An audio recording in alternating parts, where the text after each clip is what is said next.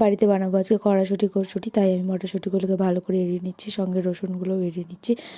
রসুন ছাড়ানো হয়ে গেলে এবার আমি ভালো করে জলে ধুয়ে নিচ্ছি। ধোয়াটাও হয়ে গেলে পাটাতে একটু আদা, সাদা জিরে, মটরশুঁটি, কিছু লঙ্কা, রসুন দিয়ে আমি ভালো করে ফিনিশ করে বেটে নিচ্ছি। এই যে আমাদের বাটা ভালো করে হয়ে গেছে। এবার কড়াইয়ে তেল, একটু সাদা জিরে আর ওই মশলাগুলো যেগুলো বাটা ছিল তার মধ্যে হলুদ, নুন দিয়ে ভালো করে আমি ভেজে নিচ্ছি, একটু কষা করে নিচ্ছি। আমাদের কষা হয়ে গেছে।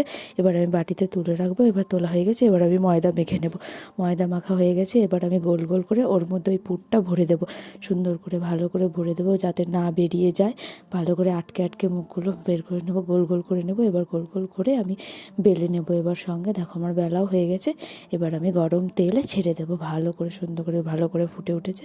ভালো করে খুন্তি দিয়ে নাড়াচাড়া করে নিচ্ছি। হয়ে গেছে আমাদের। এই যে এক এক করে পরপর করে বেটে নিচ্ছি। এই যে আমার রেডি, দেখো রেডি। এইবার এই দেখো খেয়ে